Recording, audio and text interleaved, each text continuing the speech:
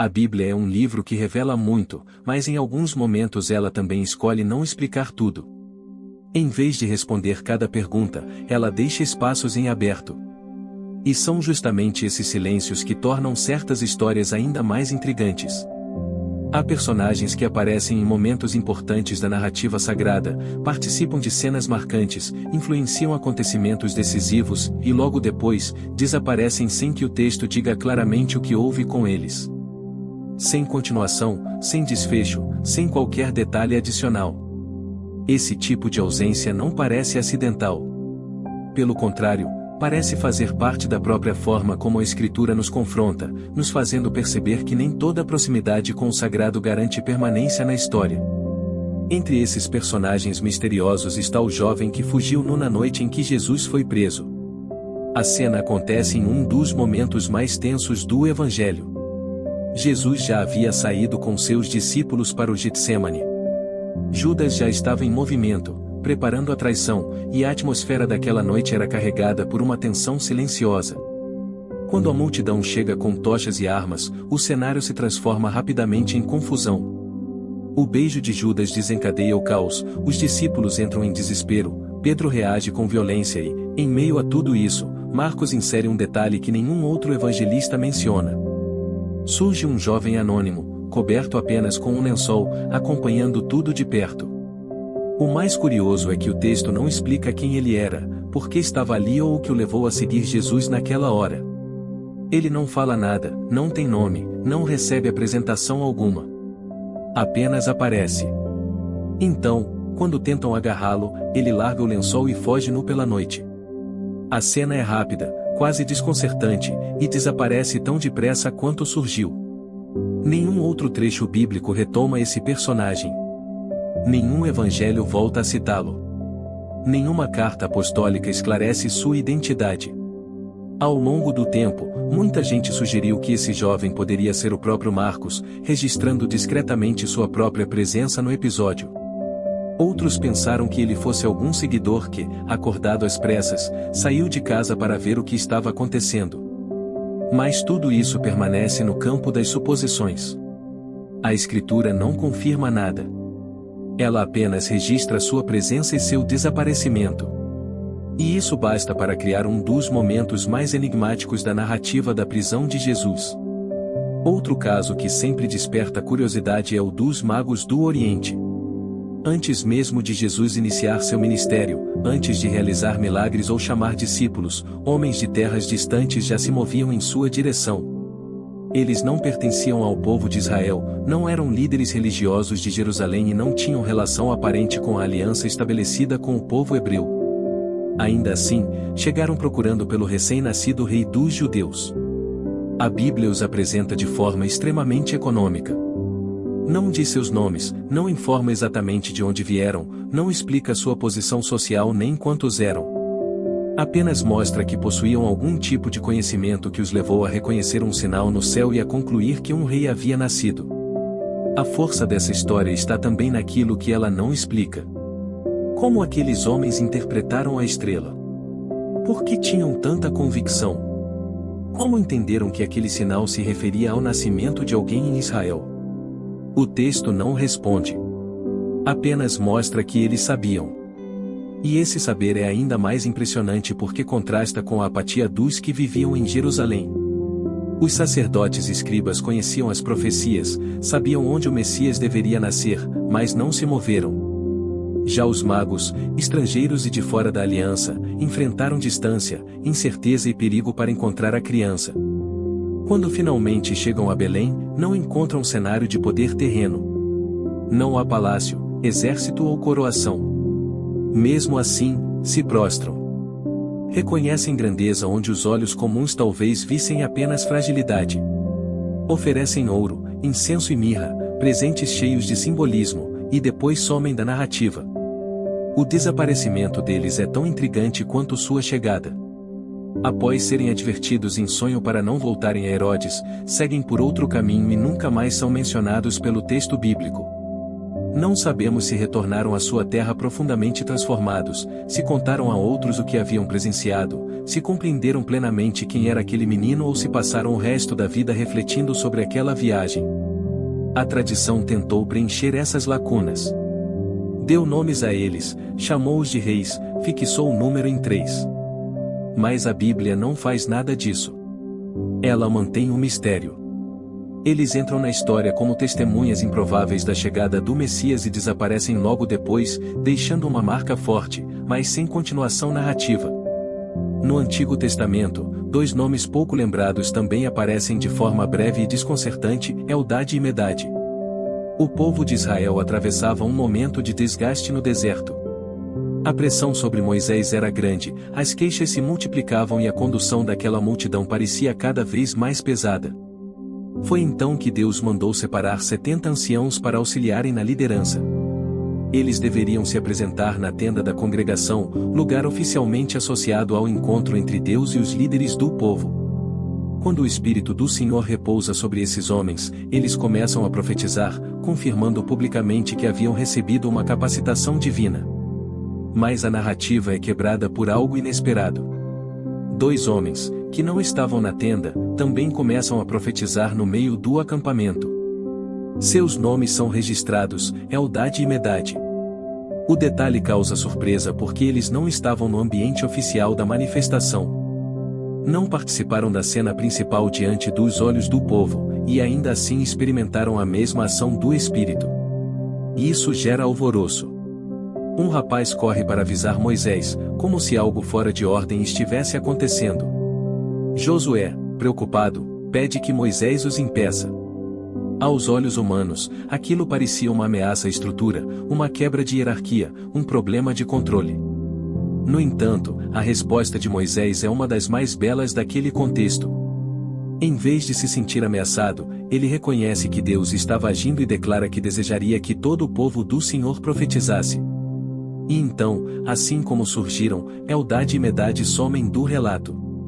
O texto não diz mais nada a respeito deles.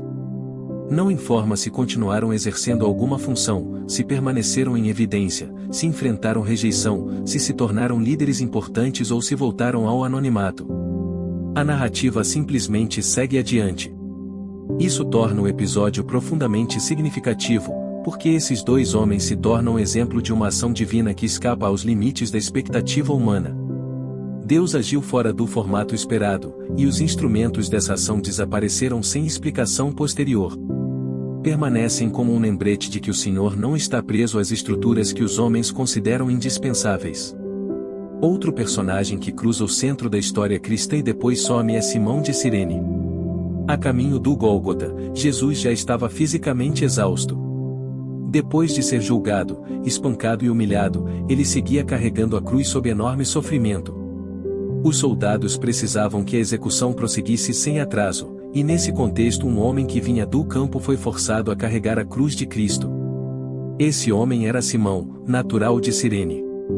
O texto não o apresenta como discípulo, não o identifica como seguidor próximo de Jesus nem descreve qualquer escolha voluntária de sua parte.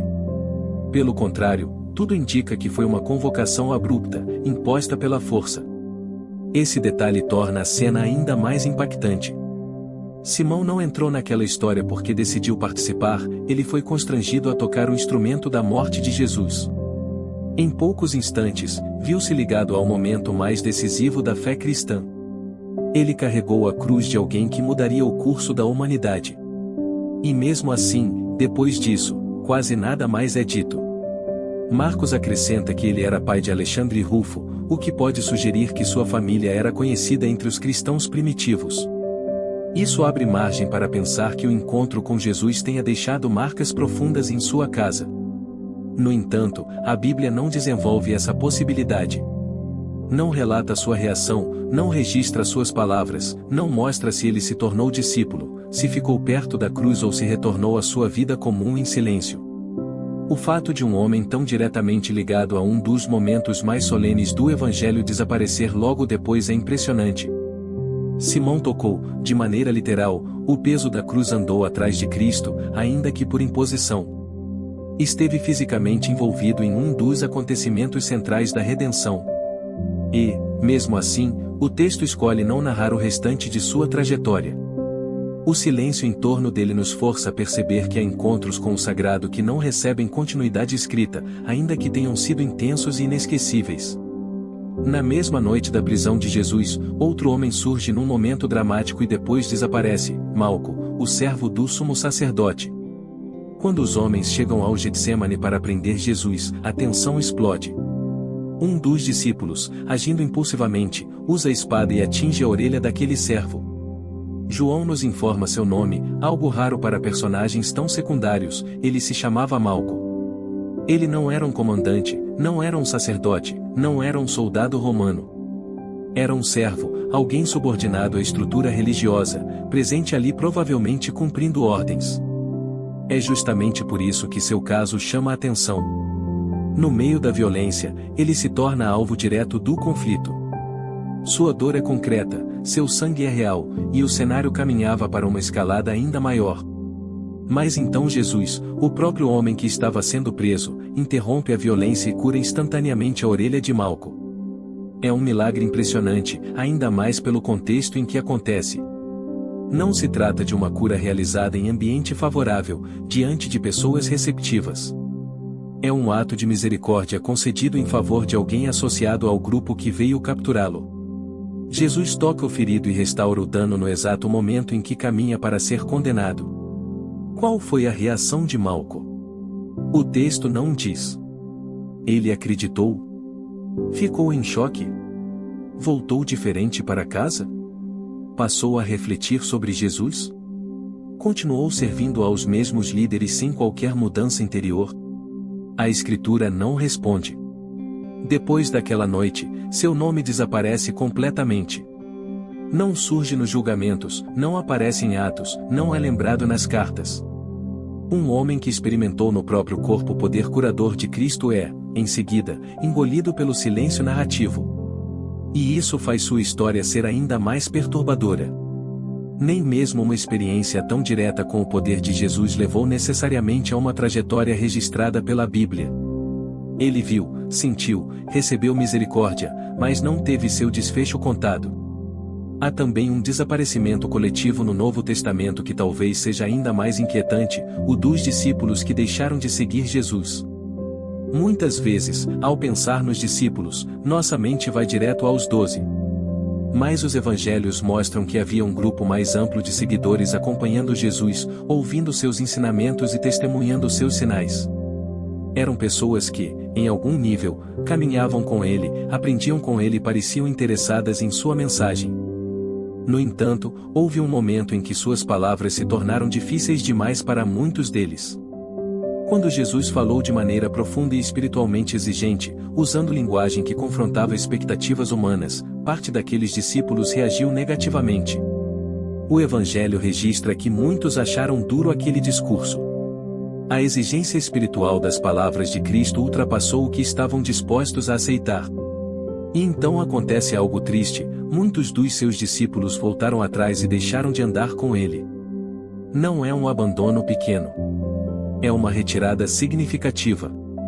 Pessoas que estiveram perto, ouviram verdades extraordinárias e talvez até se encantaram com os milagres, decidiram parar. O mais impressionante é que o texto não preserva seus nomes. Não sabemos quem eram, de onde vinham, quanto tempo tinham seguido Jesus ou o que aconteceu depois. Esse silêncio aumenta a força da narrativa. Não se trata de indivíduos famosos que depois caíram. São pessoas anônimas, que chegaram perto do Messias, e mesmo assim, foram embora. A Bíblia não acompanha sua vida posterior. Não mostra arrependimento, não descreve retorno, não registra reconciliação. Eles simplesmente saem de cena. Enquanto isso, Jesus se volta aos 12 e pergunta se eles também querem partir. Pedro responde em nome do grupo fiel, mas os demais, os que foram embora, somem da história como se a narrativa seguisse sem eles. Isso confronta profundamente o leitor, porque mostra que proximidade inicial não é a mesma coisa que permanência. Nem todo entusiasmo resiste ao peso de uma verdade exigente. No Antigo Testamento encontramos ainda outro grupo que aparece, influencia fortemente a caminhada do povo e depois some sem explicação clara, a multidão mista que saiu do Egito com Israel, incluindo egípcios e estrangeiros. A libertação do Egito não envolveu apenas os descendentes de Jacó. O texto bíblico menciona que outras pessoas também se juntaram à saída. Eram indivíduos de diferentes origens, atraídos pelos sinais poderosos que Deus havia realizado contra o Egito.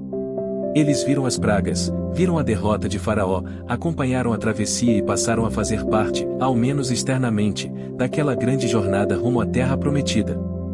Com o passar do tempo, porém, essa mistura começa a exercer influência negativa em momentos de crise. Em determinado ponto, o desejo pelo passado, pela comida do Egito e pela antiga vida se intensifica. A murmuração cresce, o descontentamento se espalha, e a narrativa destaca a participação de elementos estrangeiros nesse processo de insatisfação. Eles não recebem nomes individuais, mas são apresentados como parte da faísca que reacende a nostalgia pelo Egito e enfraquece o foco do povo na promessa de Deus. Seu papel não é insignificante. Eles ajudam a moldar o ambiente emocional e espiritual do acampamento. E então acontece o mesmo padrão, depois de influenciar um momento decisivo, eles desaparecem do texto. Não sabemos se continuaram caminhando com Israel até o fim, se morreram no deserto, se dissolveram entre o povo ou se simplesmente deixaram de ser mencionados porque sua identidade perdeu relevância na narrativa. O texto não esclarece. E justamente por não esclarecer, deixa um efeito marcante. Essas pessoas presenciaram alguns dos maiores atos de Deus no Antigo Testamento, foram testemunhas de sinais grandiosos, caminharam com o povo da aliança e, ainda assim, não receberam um legado narrativo duradouro. Aparecem, interferem e somem. Há ainda outro personagem, ou talvez uma categoria de personagens, que expressa bem esse tema do desaparecimento, pessoas que cruzam a história sagrada, tocam o que é santo, mas não têm sua continuidade registrada porque a Bíblia quer destacar algo maior do que sua biografia. Em todos esses casos, percebe-se um padrão desconfortável. Estar perto não é o mesmo que permanecer. Ver não é o mesmo que seguir até o fim. Tocar o sagrado não garante, por si só, um futuro narrado com honra ou destaque. Alguns desses personagens participaram de momentos solenes. Outros foram impactados por milagres. Outros ainda tiveram contato com manifestações diretas do Espírito de Deus. Mas, depois disso, o texto não os acompanha. Esse padrão é forte porque mexe com a nossa expectativa natural. Nós gostamos de histórias completas. Queremos saber quem eram, o que pensaram, como terminaram, se converteram, se fracassaram, se voltaram, se permaneceram fiéis. Mas a Bíblia, em muitos desses casos, escolhe não satisfazer essa curiosidade. E essa escolha parece ter um propósito. O silêncio do texto nos empurra para a reflexão. Em vez de apenas perguntar o que aconteceu com eles, começamos a perguntar o que isso significa para nós. Por que algumas pessoas aparecem perto da verdade e depois somem? Por que alguns tocam o centro da ação divina e ainda assim não permanecem em evidência? O que faz alguém continuar quando outros desaparecem? Talvez seja justamente aí que o peso espiritual dessas histórias se revele com mais força. Elas não foram preservadas para alimentar mera curiosidade histórica. Foram preservadas para inquietar a consciência. O jovem que foge nu, os magos que adoram e partem, Eldad e Medad que profetizam fora do ambiente esperado, Simão que carrega a cruz, Malco que é curado, os discípulos que abandonam Jesus, a multidão estrangeira que influencia o povo no deserto, todos eles, de formas diferentes, colocam diante de nós a tensão entre proximidade e permanência. Estar na cena não é a mesma coisa que permanecer na jornada. Participar de um momento grandioso não garante um fim espiritualmente sólido. E há algo ainda mais profundo. A Escritura não trata todos esses personagens de modo igual. Alguns parecem envolver fé, outros envolvem medo, outros revelam confusão, outros sugerem resistência, outros apenas despertam perguntas. Mas o silêncio sobre seus desfechos cria um efeito semelhante, a história continua sem eles. A narrativa bíblica avança com seu foco principal na revelação de Deus, em seus propósitos e na resposta daqueles que, de fato, permanecem. Isso não significa que esses personagens não tenham importância. Pelo contrário, sua breve aparição é importante justamente porque nos lembra que o centro da história nunca foi a fama humana, mas a ação divina. Há gente que entra em cena apenas por um instante, e mesmo esse instante já basta para revelar uma grande verdade. O desconforto que essas histórias causam é saudável. Elas nos fazem perceber que é possível estar perto e, ainda assim, não deixar marcas de perseverança.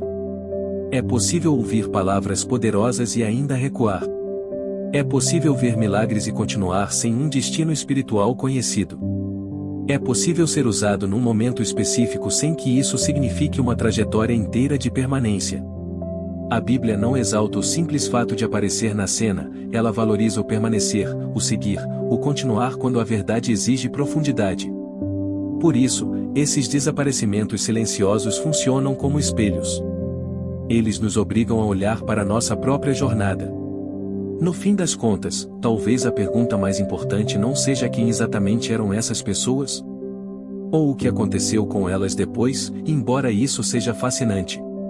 Talvez a pergunta central seja outra: o que faz alguém continuar quando muitos param no meio do caminho? A Escritura não responde isso apenas com teoria, mas com contraste. Uns aparecem e somem. Outros permanecem, mesmo com falhas, medos e tropeços.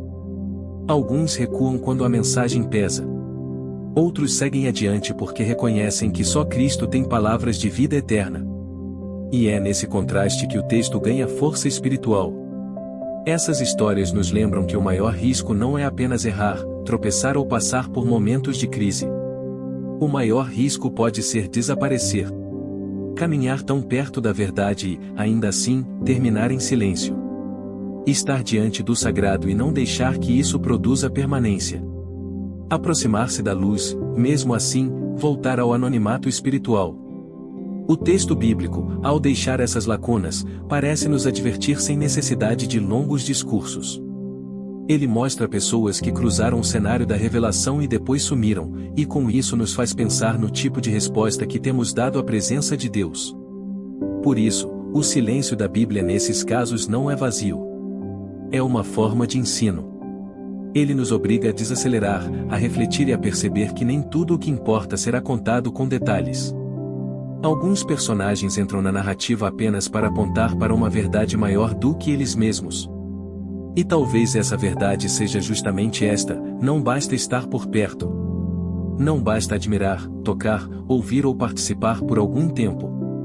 A permanência é o que distingue aqueles que apenas cruzam a história daqueles que seguem com Deus até o fim. Se você gostou desse conteúdo, já deixa seu like, se inscreve no canal e ativa as notificações para não perder nada. Deus te abençoe e até a próxima.